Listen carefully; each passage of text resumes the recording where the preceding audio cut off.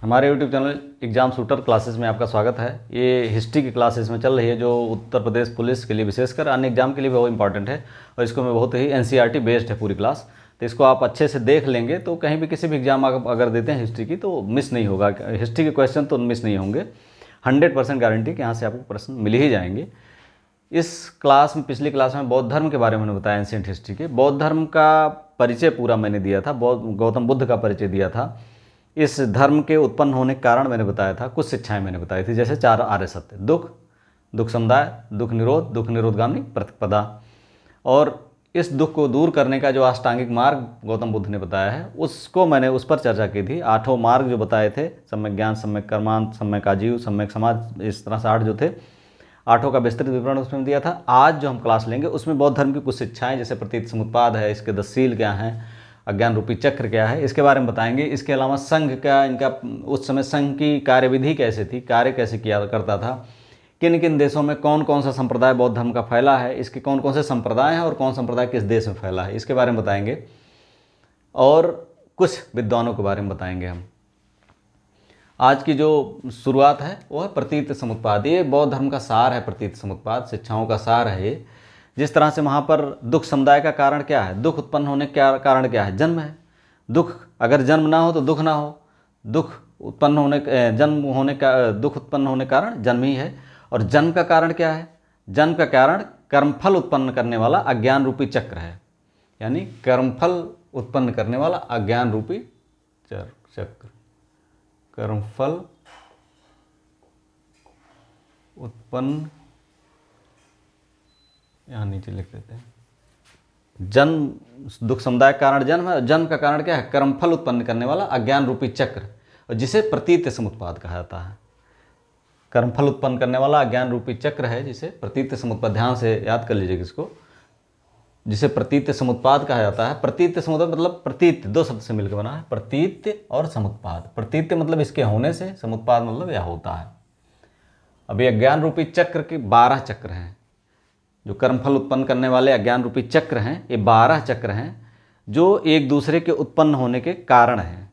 एक है तो दूसरा उत्पन्न हो जाता है, एक दूसरे के उत्पन्न होने के कारण है। वो जो 12 चक्र हैं प्रतीत समुत्पाद में, तो उसमें पहला है अविद्या, दूसरा है संस्कार। ये दोनों पूर्व जन्म से संबंधित हैं, अविद्या और संस्कार, ये कर्मफल लेके आते हैं। इसके बाद विज्ञान, नाम रूप, खडायतन, स्पर्श, वेदना, तृष्णा, उपादान और भव, ये वर्तमान जीवन संबंधित हैं। इसके बाद जाति और जरा मरण, ये नेक्स्ट जीवन संबंधित हैं। यानी पहले 2 अविद्या, संस्कार, विज्ञान, नाम रूप, खडायतन, स्पर्श, वेदना, तृष्णा, उपादान, भव, जाति और जरा मरण, ये 12 अज्ञान रूपी चक्र हैं जो कर्मफल उत्पन्न होने के कारण है। ये अज्ञान रूपी चक्र 12 हैं जो कर्मफल उत्पन्न होने के कारण है, और इसी को प्रतीत समुत्पाद कहा जाता है। इसमें एक दूसरे से, अविद्या है तो संस्कार वैसे ही होंगे, अगर अविद्या है तो संस्कार वैसे होंगे, और बाकी ये 2 विज्ञान, नाम रूप, खडायतन, स्पर्श, वेदना, स्पर्श है तो स्पर्श, अच्छा स्पर्श है तो अच्छी फीलिंग्स आएगी, नहीं तो बुरा स्पर्श है तो वेदना आएगी। तृष्णा, वेदना से ही तृष्णा है। उपादान, भव, जाति, मतलब ये पहले 2 वर्तमान जो बीत गया है, जिस पिछले जीवन जन्म से संबंधित हैं, और ये 2 जाति और जरा मरण, ये नेक्स्ट जीवन से, बाकी वर्तमान जीवन से। और गौतम बुद्ध जी ने जो जीवन को एक सटीक रूप से, चाहे भिक्षु हो चाहे गृहस्थ हो, सबको चलाने के लिए 10 शीलों का अनुसरण उन्होंने आवश्यक बताया था। अगर उसका पालन किया जाए, उसमें सबसे बड़ी चीज़ बौद्ध धर्म में एक चीज़ है कि उसमें सख्ती बहुत नहीं की गई। जैसे जैन धर्म आप देखेंगे तो वहाँ पर अहिंसा के रूप में बहुत अच्छी सख्ती है, और उसको पालन करना सबके बस की बात नहीं है। वो कोई भिक्षुक या उनके लिए भी बहुत टफ हो जाता है उसको पालन करना, इसलिए वो लोग खेती नहीं करते हैं, कीड़े मकोड़े मरते हैं, तो अहिंसा का इस लेवल तक वहाँ पालन होता है। यहाँ पर 10 शील उन्होंने बताया है गौतम बुद्ध जी ने, उन 10 शीलों को पालन करके कोई भी निर्वाण प्राप्त कर सकता है, जिसमें अहिंसा, जानते हैं अहिंसा क्या है, सत्य, सत्य बोलना, अस्तेय, चोरी ना करना, अपरिग्रह, धन संग्रह ना करना, व्यभिचार ना करना, मद्य का सेवन ना करना, असमय भोजन ना करना, सुखप्रद बिस्तर पर ना सोना, धन संचय ना करना, स्त्रियों से संसर्ग ना करना। मतलब ये 10 शील हैं, 10 शीलों का अगर पालन किया जाए तो भिक्षु हो क्या गृहस्थ हो उनको निर्वाण की प्राप्ति हो सकती है। अब ये हो गए 10 शील और ये 12 चक्र हो गए, अज्ञान रूपी 12 चक्र जो जन्म होने के कर्मफल उत्पन्न करने के कारण इसकी वजह से जन्म होता है। अब ये हो गई शिक्षाओं की बात। इन शिक्षाओं से अक्सर प्रश्न जो है पूछे जाते हैं, प्रतीत समुत्पाद कहाँ, 10 शील किससे संबंधित है, तो बहुत डीप नहीं पूछा जाएगा, लेकिन प्रतीत समुत्पाद और 10 शील ये पूछा जा सकता है किस धर्म से संबंधित है। 4 आर्य सत्य क्या हैं, किस धर्म से संबंधित हैं, त्रिरत्न कौन है, तो आप जैन धर्म में जाएंगे देखेंगे, मतलब इसमें कन्फ्यूजन थोड़ा हो जाता है। अब यहाँ देखते हैं संघ, वहाँ जो संघ बनाया गया है उस समय चूँकि गौतम बुद्ध जी एक शाक्य गणराज्य के मुखिया के पुत्र थे और जो नेपाल की तराई में 10 गणराज्य थे उस समय और सब गणराज्यिक पद्धति पे थे, तो इनका जो संघ बना, बौद्ध धर्म का जो संघ बना, वो भी एक तरह से गणतांत्रिक पद्धति पे काम कर रहा था। उसमें 20 लोग जब होते थे तो कोरम पूरा होता था। जैसे आज होता है पंचायत बैठती है तो पंचायत में एक कोरम होता है कि उसको इतने लोग बैठेंगे, इतने लोग रहेंगे तभी मीटिंग चलेगी। यही नहीं, आप लोकसभा राज्यसभा में देख लीजिए, वहाँ भी कोरम होता, तो वहाँ भी कोरम होता था 20 लोगों का। कम से कम 20 लोग किसी प्रस्ताव को पास होने के लिए ज़रूरी है। पहले 20 लोग होते थे, उसके बाद तो उसमें नत्ति मतलब प्रस्ताव किया जाता था। कोई प्रस्ताव लाना हो तो उसे प्रस्ताव जो किया था उसे नत्ति कहते थे, और प्रस्ताव को जो पढ़ा जाता था तो उसको अनुसामन कहते थे। प्रस्ताव वहाँ 20 लोगों के सामने या उससे अधिक लोग जब हों तो उनको अनुसामन कहते थे। और मतदान जब होता था, 20 लोग या 50 लोग, 100 लोग, 200 लोग, जितने लोग मीटिंग में वहाँ पे हों, उनको अगर उस प्रस्ताव पर अच्छा है, बुरा है, बौद्ध धर्म के लिए कैसा है, लोगों के लिए कैसा कल्याणकारी है कि कितना कल्याणकारी है, इसका अगर मतदान होता था तो क्या होता था, उसे छंद कहते थे। छंद मतलब मतदान। और बौद्ध धर्म में शामिल होने को उपसंपदा कहते थे। प्रविष्ट होने को बौद्ध धर्म में प्रविष्ट होने को उपसंपदा कहते थे। तो ये हो गई संघ की बात। अब पंथ की बात करते हैं। पंथ, इसमें हम जानते हैं शुरुआती जो बौद्ध संगीतियाँ होती उसमें 2 पंथ हो गए थे, स्थिविरवादी और महासांघिक। अस्थिविरवादी और महासांघिक। अस्थिविरवादी मतलब हीनयान और महासांघिक मतलब महायान। ये दोनों यहीं से डेवलप हुए हैं, हीनयान महायान। ठीक, अस्थिविरवादी या थेरवादी, या यहाँ थेरवादी या हीनयान अस्थिविरवादी। अस्थिविरवादी जो थेरवादी बौद्ध धर्म है या हीनयानी बौद्ध धर्म है, ये बौद्ध धर्म जो गौतम बुद्ध को एक महापुरुष की तरह मानता था और इंडिविजुअल कह सकते हैं, व्यक्तिगत रूप से निर्वाण प्राप्ति में विश्वास रखता था, भिक्षु जीवन में विश्वास रखता था, और ये मूर्ति पूजा का विरोधी था और निर्वाण प्राप्ति व्यक्तिगत यहाँ पर थी, व्यक्तिगत मामला था यहाँ पर। और ये जो फैला जो है, जो जिन देशों में है वो है म्यांमार हीनयान महाधर्म या थेरवादी या अस्थिविरवादी, Cambodia, Laos, Sri Lanka, Thailand, Bangladesh, Bharat, Malaysia, Singapore, दक्षिणी वियतनाम, यानी बाहर सटे जितने हैं सब यहाँ पर हीनयानी या बौद्ध, इस तरह बौद्ध धर्म फैला। इसके बाद महायान बौद्ध धर्म। महायान बौद्ध धर्म, महायानी जो थे वो परिवर्तनशील थे और यहाँ पर महात्मा बुद्ध को देवता माना जाता था और इनको माना जाता था कि इन्होंने अवतार लिया था लोगों के त्राण के लिए, लोगों के कल्याण के लिए इन्होंने अवतार लिया था। और जो इसमें बोधिसत्व जो होता था, इनमें जो व्यक्ति निर्वाण के बाद भी लोगों के कल्याण के लिए बिजी रहता था, उसे क्या कहते थे, बोधिसत्व कहते थे। और मृत्यु के बाद भी वो बिजी रहता था। ये महायान धर्म फैला था चीन, जापान, कोरिया, ताइवान फैला है, वियतनाम, इंडोनेशिया, इन जगहों पर फैला हुआ है। इसके बाद वज्रयान एक था, 7वीं सदी में फैला, 7वीं सदी में उत्पन्न हुआ, विशेषकर हर्ष के समय में ये जो फैला।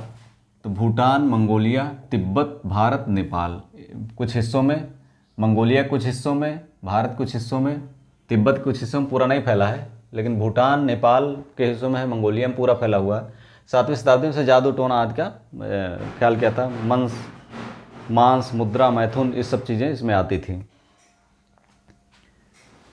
इसके बाद हीनयान बौद्ध धर्म। हीनयान बौद्ध धर्म की शाखाएं जो थी वो थी 2। कौन कौन सी थी? वैभाषिक और सौत्रांतिक। 2 शाखाएं थी हीनयान की। पहली वैभाषिक जो थी कश्मीर में फैली, कश्मीर में उत्पन्न हुई और कश्मीर में ज़्यादा थी हीनयान की वैभाषिक शाखा, और इसमें प्रत्यक्ष को, केवल प्रत्यक्ष को ही प्रमाण माना जाता था। हीनयान में से ज़्यादा इसमें जानने की जरूरत नहीं है। और सौत्रांतरिक शाखा है, ये सुप्त पिटक पर आधारित है और ज्ञान के अनेक प्रमाण मानती है। बौद्ध धर्म, बौद्ध ग्रंथों से या अन्य स्रोतों से ज्ञान के अनेक प्रमाण मानती है और ये सुप्त पिटक पर आधारित है। ध्यान रखिएगा, सौत्रांतरिक शाखा, दो शाखा है हीनयान की, वैभाषिक और सौत्रांतरिक। महायान शाखा जो थी, इसके भी दो शाखाएं थी, माध्यमिक और योगाचार, विज्ञानवाद या योगाचार। विज्ञानवाद या महायान की दो शाखाएं थी, माध्यमिक और विज्ञानवाद या योगाचार। माध्यमिक शाखा के जो प्रणेता थे वो थे नागार्जुन। इन्हें शून्यवाद का भी जनक कहा था, शून्यवाद या सापेक्षवाद का जनक कहा जाता है। इनकी प्रसिद्ध पुस्तक जो है माध्यमिक कारिका है। कौन है? माध्यमिक कारिका। बार बार पूछा जाता है कि माध्यमिक कारिका कौन है।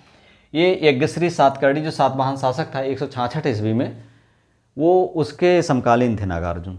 उनके यज्ञश्री सातकर्णी के, सातवाहन शासक यज्ञश्री सातकर्णी के मित्र भी थे और इन्होंने शून्यवाद का आविष्कार किया और माध्यमिक कारिका इनकी प्रसिद्ध रचना थी। और विज्ञानवाद या योगाचार, इसके प्रणेता मैत्रेय नाथ थे। मैत्रेय नाथ ने विज्ञानवाद या योगाचार की स्थापना की और उसको आगे, विज्ञानवाद या योगाचार को आगे बढ़ाने का कार्य किया वसुबंधु, असंग और वसुबंधु ने। किसने बढ़ाया इसको आगे? असंग और वसुबंधु ने।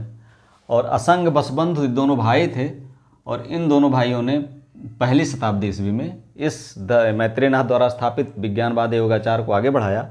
और वसुबंधु का अभिधम्म कोश जो है बौद्ध धर्म का एक महान कोश अभी भी बना हुआ है। इसके अलावा कुछ विद्वान और थे, जैसे अश्वघोष थे। अश्वघोष को कनिष्क के समय में थे, कनिष्क के समकालीन थे अश्वघोष, और इन्होंने बुद्धचरित की, संस्कृत में बुद्धचरित की रचना की। हम चौथी बौद्ध संगीत कुंडलवन कश्मीर में हुई थी कनिष्क समय में, उसके उपाध्यक्ष थे बुद्धघोष। ये संस्कृत के प्रकांड विद्वान थे और इसमें संस्कृत का पाली भाषा के बजाय संस्कृत का बोलबाला था। हम लोग जानते हैं अश्वघोष। और एक बुद्धघोष थे। बुद्धघोष 5वीं शताब्दी में हुए, बहुत प्रसिद्ध विद्वान थे 5वीं सदी के। तो इस तरह से कुछ विद्वान वैसे नागार्जुन हो गए, असंग वसुबंधु हो गए, अश्वघोष हो गए, बुद्धघोष हो गए। इनके बारे में अक्सर एग्जाम पूछा जाता है। बौद्ध धर्म की शाखाओं के बारे में पूछा जाता है, महायान की शाखाओं के बारे में पूछा जाता है। वज्रयान, हाँ एक वज्रयान बचा। वज्रयान हमने बताया कि ये 7वीं सदी में फैला, 7वीं सदी में अशोक जो हर्ष था इसके समय में फैला। और यहाँ पर जादू टोना मंत्र आदि देखे जाते, आदि का प्रचलन बढ़ गया। अनावश्यक रूप से जो निरर्थक शब्द उच्चारण करने के मंत्र टाइप के जो बने, उसको लोग उच्चारण करने लगे। मांस, मुद्रा, मैथुन आदि तमाम सारी जो सिस्टम थी ये चलने लगे। तो इस वजह से बौद्ध धर्म को भारत से विलुप्ति का कारण भी वज्रयान को ही माना जाता है, क्योंकि इसने जो विकृतियाँ बौद्ध धर्म में बहुत व्यापक विकृतियाँ लाई। और बौद्ध धर्म मठ जो थे वो संसाधनों के, अय्यासी के और उसके क्या कहते हैं, धन संग्रह के अड्डे बन गए। जबकि मुस्लिम आए तो इन्होंने बौद्ध विहारों पर ज़बरदस्त अटैक किया और नष्ट कर दिया। तो इस तरह से बौद्ध धर्म का ये क्लास ख़त्म हुई। अगली जो क्लास होगी, नेक्स्ट क्लास, अन्य जो बाकी बचे धर्म है, संप्रदाय, उनके बारे में होगी। उसको आप अच्छे से देख लीजिए। यहाँ से भी क्वेश्चन आते हैं, बौद्ध धर्म से, जैन धर्म से, विशेषकर हर एग्जाम में क्वेश्चन आते हैं। और विभिन्न संप्रदायों के बारे में जो मैं खास बातें हैं उसको ही मैं केवल बताऊंगा, ज़्यादा नहीं बताऊंगा, जो आपके एग्जाम के लिए महत्वपूर्ण है। वीडियो अच्छा लगा लाइक, सब्सक्राइब एंड शेयर। कल नेक्स्ट वीडियो 7 PM पे आपको मिलेगी। Thank you for watching.